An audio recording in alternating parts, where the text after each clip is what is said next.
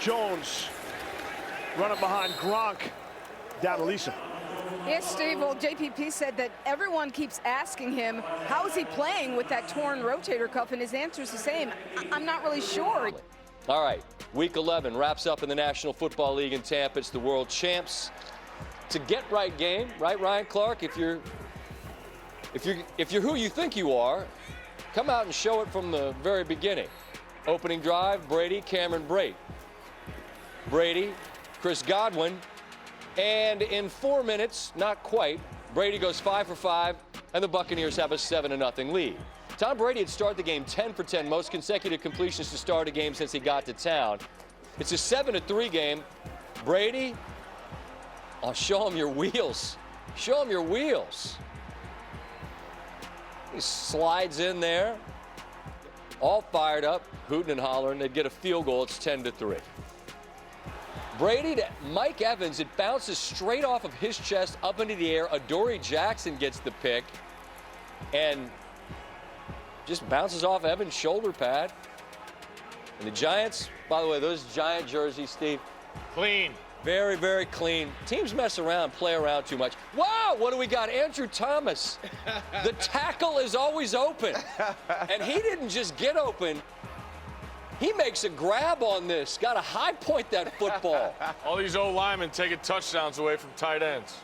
Then they had a choreographed celebration. Well done. Game tied at 10. You got to cash that turnover in the red zone, and the Giants do. Now Brady with all day to throw. And there's Gronk back out on the field. With that pass, Brady sets an NFL record with his 19th season with over 3,000 yards passing.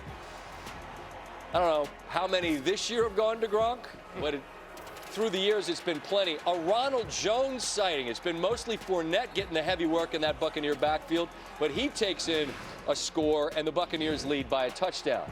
To the third, Giants, 4th and 1, and this play, what? Got to account for 45. Well, what happened was... Yep. We got a little love for Stuart Scott at the end of our show, by the way, and what had happened was no good there. Here come the Buccaneers. Brady to Evans, who squeezes that one. That was on 3rd and 11. Brady, play action. There's Godwin again. Tampa Bay on the move. 3rd and goal from the 5. This is where I believe Eli choked on his dinner because they weren't doubling Mike Evans. 72nd career touchdown, breaks a tie with Mike Allstott for the most in Buccaneers history. What? Jones here, and What are we doing? he's throwing it to Steve McClendon. Buccaneer defense celebrating. Jones looking for Darius Slayton. It's tipped by Devin White. Mike Edwards gets the pick. And the Tampa Bay Buccaneers, in a get-right game, get right. And they get the victory by a score of 30-10. Brady, clean pocket most of the night. Daniel Jones most certainly did not. He was pressured on nearly half of his dropbacks through both of his picks when he was under duress. Also that 4th down incompletion that we saw. Brady pressured on just 17% of his dropbacks and has been the least pressured quarterback in the NFL all season long. Bruce Arians looked like he ate a bug after the last 2 games. He was much happier after this one in Tampa.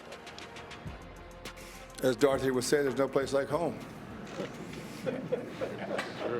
Totally different, obviously, when you have our crowd and everything, and it's been a long time playing like that, and with that total team effort was, I thought, outstanding. Obviously, it wasn't perfect. We left a lot out there, and we gave them one, but I really liked the way we showed up and played, and now we just got to figure out in a short week how to do this on the road again. Bruce, you had the one ball that went off Mike, and it's 10-10, and you got 3rd and 3, and then Gronkowski has that big 36. What's it like to get a guy like that back and make? Oh, it's huge, Rick, and you know, he had all day on that play to find. He was like the 4th read, you know, and Gronk just kept running, and that's a big target to miss running across the field. So he's easy to see, and yeah, it was great to have him back. Really great, run and pass. What are the odds You'd only lost 2 in a row. You'd only lost 2 in a row, but it had been 29 days since your last win. How nice is it to get back in the win column? Oh, Thanksgiving turkey's going to taste a hell of a lot better. I don't drink wine, or I would. That would taste pretty good, too. I bet you will. Right. Ryan Clark, kind enough to join us every Monday night. We enjoy the conversation. And Coach just alluded to it. Getting Rob Gronkowski back, 6 for 71, first game since week 8. You felt like he was the key tonight. Why? Listen, I think he's huge. I think along with Antonio Brown, Tom Brady seems most comfortable throwing to Rob Gronkowski. And you'll see tonight, he had some big plays that Tom Brady was looking for Rob Gronkowski right away. The first thing he's going to find the middle of the field safety. He knows right now that this guy is going to close the middle of the field so he can work with Rob Gronkowski low. They're going to get a very simple route. It's just a high-low. We're going to get a guy under here, Chris Godwin. Rob Gronkowski is going to do a great job of going underneath the end to get inside leverage on this defender right here who's going to be man-to-man on Rob Gronkowski. Now here we're going to start the play. This is what I want to show you. Watch initially as the play starts, he gets right inside. What that does is give him an opportunity to get inside of the defender. Look right here. You got him inside the defender. Now you have a hole player. This hole player is going to jump on Chris Godwin. When he jumps on Chris Godwin, this gives Tom Brady an opportunity to have all of this space here. Rob Gronkowski separates from the defender. He makes a good play, huge play, close to the first down. They get it on the next snap. Now, this is going to look very beautiful, right? You're going to get all kind of cute stuff to the front side. You're going to get Chris Godwin out here to the flat. You're going to get 18 out to the sideline. Then you're going to get Mike Evans up the seam. He don't want none of those people. He wants to throw the ball backside to Rob Gronkowski. Now, the first thing Tom Brady's going to do, though, he's going to eye this robber. He sees this robber coming down. He's going to have to get off of Rob Gronkowski, who on this play has a dig. So let's watch it. You're going to go through the play. He gets off of Rob Gronkowski. He goes front side. He doesn't have anything. Here's the thing that they have. It's the synergy. Rob knows right now that he has to make a play. Let's look where Tom is looking. He's not looking anywhere else on the field. He's trying to figure out where Rob Gronkowski is going to go. Rob knows one thing, right? He knows two things. I got to beat this dude. I got to beat this dude. And I got to beat him in a place that gives Tom Brady an opportunity to throw the football. So what's he going to do? He's going to uncover over here to the open space. Watch Tom Brady with the great throw. Puts it right on the money. Look at right here. This is what I love. He takes the hit. This is a guy coming back off of a rib injury, right. Catches the football, takes the hit, gets back up. You have confidence now that you're healthy. You have confidence now that you have your guy. And Bruce Arians said something to me that's very important. It was great to have him back in both the pass and the run game. No doubt. He's one of the best blocking and receiving tight ends we've ever seen in this game. He's huge to the Tampa Bay Buccaneers. Not just capable, very, very willing. Yes. And not everybody is. Well, no, willing is the big part. Right. That's what I'm saying. Yeah. That's what Coach Tomlin talks about, being willing. Now, you see the playoff picture in the NFC behind us. I think there's some really interesting teams on the back end, particularly Minnesota got a big win against Green Bay this week, and there are the Buccaneers. They got the win in the get-right game. But, man, does Week 12 have some compelling matchups. And the Indianapolis Colts are a truck right now. Taylor's running better than anybody in the NFL, and the Buccaneers have to go there. So if this is a get-right game, what's the game against It's a prove-it game, right? It's a prove that you're right. You expect to beat the New York Giants, a 3-6 team, a team with a quarterback who we've pretty much decided cannot play football. And to have a guy like Tom Brady who's been through this, you said yourself, he hasn't lost 3 in a row since Brian Greasy beat him, and he works for us now. He's been working for us for a long time. And so now you look at what Tom Brady was able to do tonight. Also the defense. If they don't give up the turnover inside the red zone, the New York Giants probably only scored 3 points. Right. You got to go see Jonathan Taylor. Jonathan Taylor, who absolutely demolished the Buffalo Bills this week. I mean, beat them single-handedly. Put himself, to me, at the top of the MVP race. And also a defense that's turning the football over. Yep. If you're the Tampa Bay Buccaneers, you remember you have the huge loss to the New Orleans Saints in prime time last year, and then you go on a tear. It's time to go on a tear. A win against the Indianapolis Colts can put this team exactly where they want to be, but it's not going to be easy.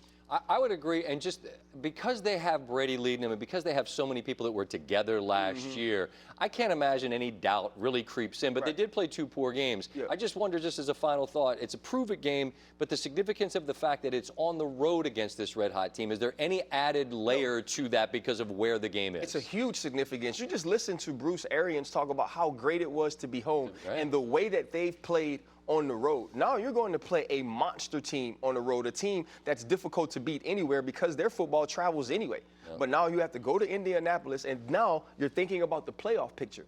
They're not going to get the bye, right? They went on the road and won football games last year. This was a great road team down to the end of the season. What are you going to be in this year's playoffs if you can't get everybody at Raymond James Stadium? I'm looking forward to see what they do this week against the Colts. And there again, you see that playoff picture. This year, look, every NFL year is entertaining and there's fascinating subplots. I just feel like the way teams' sort of identities and reps have changed within the body of a season, and nobody maybe more so recently than the Colts. I mean, they with the way Taylor's playing, how could you think anything other than that they're a threat? I think what we know about the NFL this year is we know who stinks, right? We know who can't win it, but there are a handful of teams that can. With Jonathan Taylor playing the way that he is, the Colts are one of those teams that can win the whole thing and that no one wants to see in the playoffs. I'm going to make myself tired of this thought, but I look at baseball and the Atlanta Braves. I feel like there are a bunch of teams in the NFL. They're going to go, man, that team was under 500 in August. They went out and got themselves some in dudes. position. They had the worst record when they got to the postseason. They had a parade because they won the whole thing.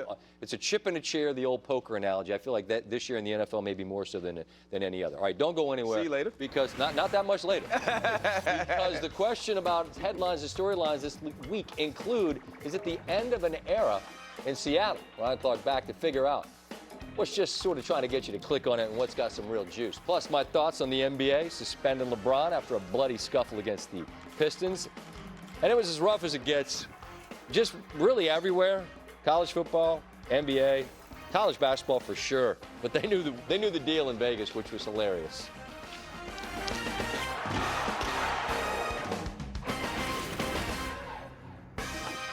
This episode of SportsCenter with Scott Van Pelt is presented by T-Mobile, America's largest, fastest, and most reliable 5G network.